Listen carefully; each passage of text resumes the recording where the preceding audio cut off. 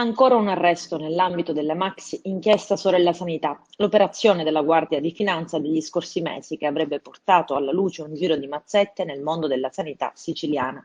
Le Fiamme Gialle hanno arrestato Vincenzo Licalzi, 46 anni di Canicattì, imprenditore ritenuto il braccio destro, faccendiere e prestanome di Salvatore Manganaro.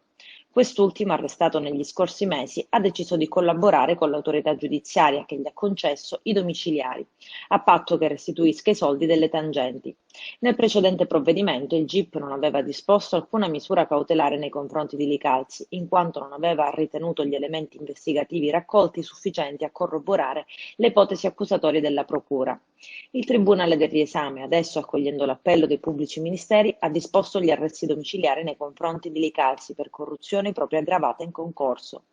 In particolare Licalzi avrebbe svolto il delicato compito di contabile delle tangenti per conto di Manganaro, del quale era prestanome per le principali società di comodo e per il trust nei quali confluivano le ricchezze illecitamente accumulate.